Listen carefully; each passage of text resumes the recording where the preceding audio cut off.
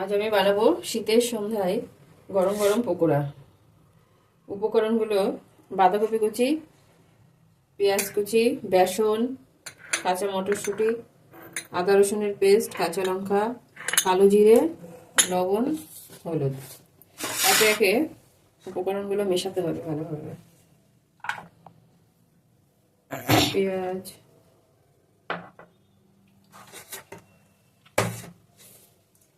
বাঁধাকপি, আদা রসুনের পেস্ট,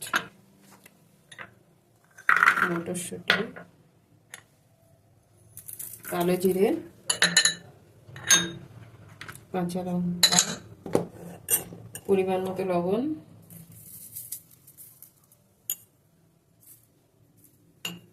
হলুদ।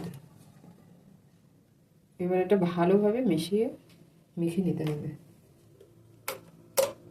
জল দিয়ে অল্প অল্প করে জল দিয়ে মাখলে মাখাটা খুব ভালো হয়।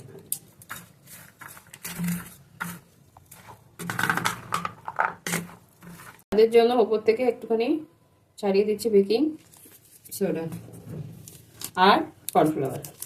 অল্প করেই দেবো, তাতেই হবে।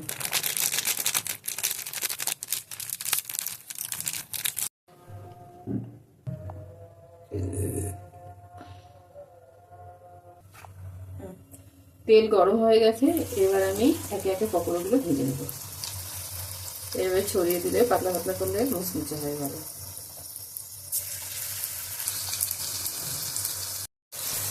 এপিট ওপিট করে দিচ্ছি।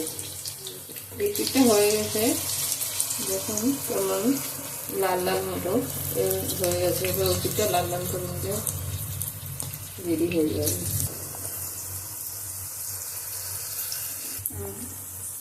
বাহ, কি সুন্দর ভাজা হচ্ছে, লাল লাল।